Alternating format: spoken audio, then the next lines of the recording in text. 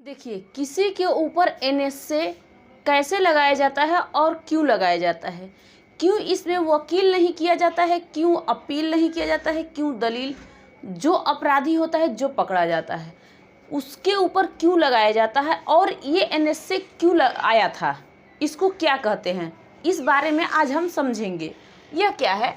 NSA national security act इसे कहते हैं, इसे राष्ट्रीय सुरक्षा कानून कहते हैं, इसको शॉर्टकट में कहते इसे रासुका भी कहते हैं। अब ये इंदिरा गांधी का जब सरकार था तो उस समय इसे लाया गया था।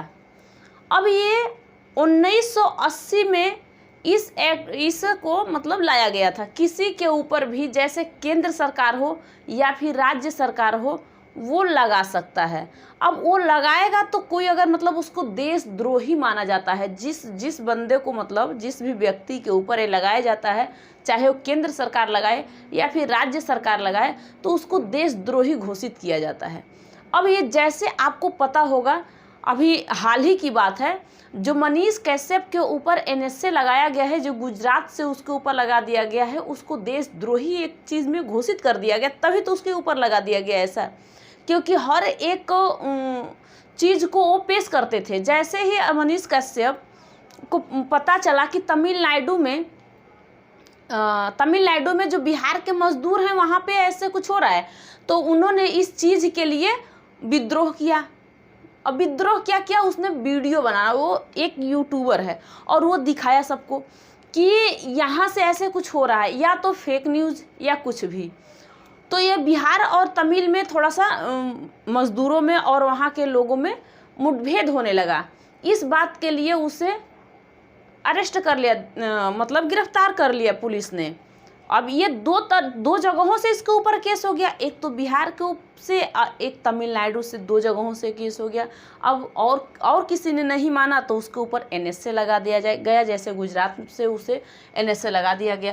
तो एक बात बताओ, ये राज्य कहाँ 3 राज्य, मतलब अब उसको देशद्रोही घोषित कर दिया गया। लेकिन देखो, अब कोई सही बोले वो देशद्रोही नहीं होता है। पहली बात, अगर सब लोग उसके मतलब आज भी चाहते हैं तो देखो अब क्या करोगे, कोई भी क्या कर सकता है किसी के ऊपर। ये बहुत कड़ा पावर का जो होता है ना, एनएसए जो होता है, बहुत एक अपराध होता है। देखो, अपराध 2 टाइप के होते हैं, 2 टाइप के लगाया जाता है। आपको आर्टिकल 22 में अपराध के बारे में बताए हैं, मैं बताई हूँ कि कैसे कैसे किस तरीके से लगाया जा सकता है। तो कैसे आपने देखा कि केंद्र सरकार मतलब ये लाया गया था 23 सितंबर 1980 में ये राष्ट्रीय सुरक्षा कानून लाया गया था। इंदिरा गांधी का जब सरकार बना था उस समय, तब उनके ही नज़रों में ये अलग ऐसा एक कानून है जो बहुत ही कठिन है। अब ये कह रहा है कि केंद्र सरकार या राज्य सरकार कोई भी इसके ऊपर मतलब किसी व्यक्ति के ऊपर उसे देशद्रोही घोषित करते हुए कोई भी राज्य सरकार हो, केंद्र सरकार हो, उसके ऊपर लगा सकता है। गिरफ्तारी के 10 दिन तक पुलिस, मतलब 10 दिन तक ही नहीं रखेगा, मतलब पुलिस के कस्टडी में 10 दिन तक ये रहेगा। इसके बाद देखो अब यहाँ पे क्या कहता है, यहाँ पे बहुत आप लोग के लिए अच्छा होगा। जैसे देखो, आपको पता है ना कि सीआरपीसी के तहत, मतलब सीआरपीसी के तहत सेक्शन धारा जो होता है 50 के तहत आप लोग वकील कर सकते हो, आप अपना जमानत करा सकते हो। लेकिन एनएसए लगने के बाद ना तो आप वकील करोगे और ना ही जमानत करोगे, क्योंकि मैं आपको आर्टिकल 22 पढ़ा चुकी हूँ। और आर्टिकल 22 में क्या कहता है कि गिरफ्तारी 2 टाइप का होता है। कौन सा? एक होता है दंडात्मक और दूसरा होता है निवारक निरोध। अब ये 2 टाइप का है। आर्टिकल 22 में कहता है कि एक होता है दंडात्मक, एक होता है निवारक निरोध। ये आप लोग, अब जो ये एनएसए जो लगाया जाता है, जो एनएसए है, एनएसए ये लगाया जाता है जिसके ऊपर, ये निवारक निरोध में आता है कि आपको अपराध करने से पहले ही गिरफ्तार कर लिया जाता है। अपराध करने से पहले ही आपको गिरफ्तार कर लिया जाता है कि आप एक चाहे देशद्रोही हो, क्या हो, ये चीज़। इसमें आपको 3 महीने तक लगभग रखा जा सकता है, 3 मंथ के लिए। ठीक है, 3 मंथ के लिए। यहाँ पे दंडात्मक क्या कहता है कि ये कहता है कि आपके लिए यहाँ पे ना तो वारंट भेजा जाएगा, कुछ नहीं, ना तो आप वकील करोगे, कुछ नहीं, ना तो आप अपने से जमानत करा सकते हो, कुछ नहीं।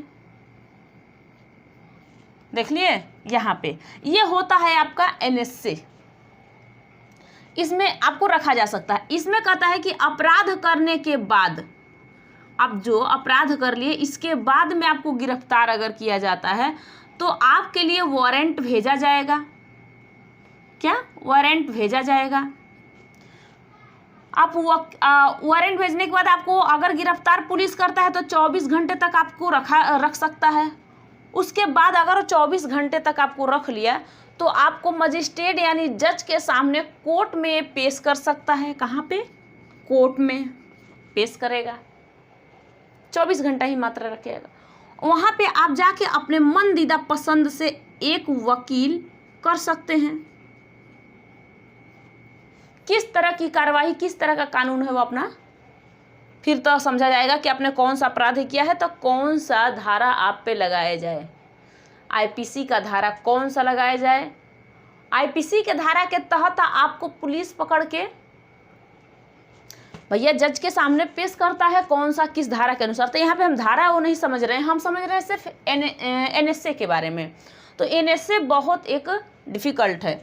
अब इसमें कहा गया है जैसे कि देखिए, निवारक निरोध में कहा गया है कि अगर आपको पुलिस 3 महीने के अंदर छोड़ देता है तब तो ठीक है, नहीं तो अगर आपका गुनाह देखा जाए कि आप गुनाह नहीं किए हो, कोर्ट में पता चल जाए कि आप गुनाह नहीं किए हो तो कोई दिक्कत नहीं है। आपको शक बसे पे या फिर कोई दिक्कत से आप अपना सबूत भी तो यहाँ पेश नहीं कर सकते हो, वो निकालेगा, खोजेगा। यहाँ पे सरकारी वकील सारे काम को करता है, ना कि आप अपने तरफ से वकील नहीं कर सकते हो।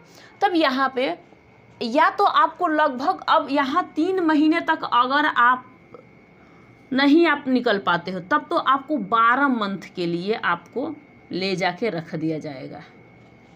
12 महीने तक के लिए आपको ले जाके थाने में रख दिया जाएगा, तभी आप छूट सकते हो।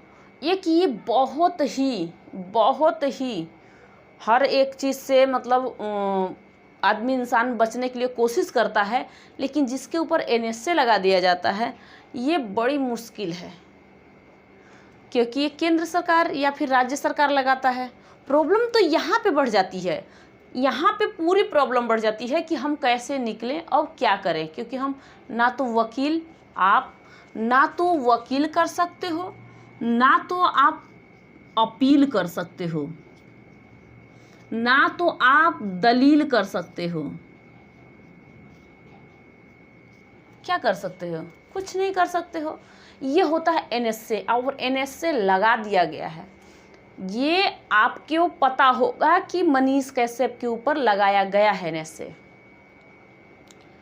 अब उसको निकालने के लिए चाहे बिहार के जनता या कोई भी पूरी हड़ताल मचाए, चाहे कुछ भी करे, अब उसको अगर 3 महीने के अंदर वो निकल जाता है तब तो निकल गया, अगर नहीं तो उसको 12 महीने तक रहना।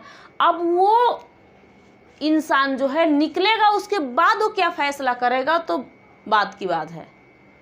लेकिन जब भी आपको मतलब कुछ हो प्रॉब्लम, तो आप इस चीज़ को देखते हुए कोई भी आवाज़, चाहे सरकार के ऊपर उठाना या फिर केंद्र सरकार के ऊपर या फिर राज्य सरकार के ऊपर उठाना, कि ये अगर NSA लग जाता है तब तो आप कुछ नहीं कर सकते हो। ये तो सरकार लगा देती है आपके ऊपर, कोई तो सरकार लगा देगा। तो यहाँ तक आप लोग NSA के बारे में समझ गए होंगे पूरी तरीके से। क्या होता है NSA, नेशनल सिक्योरिटी एक्ट, ये आप लोग को पता हो। इसमें ना तो कौन सा धारा, IPC का धारा, कुछ किसी के तहत आप लोग को ना वकील, ना अपील, ना दलील, कुछ भी नहीं कर सकते हो। यहाँ पे आप लोग समझना क्या होता है NSA। ठीक है, तो नेक्स्ट वीडियो में आपको बताऊंगी। Thank you.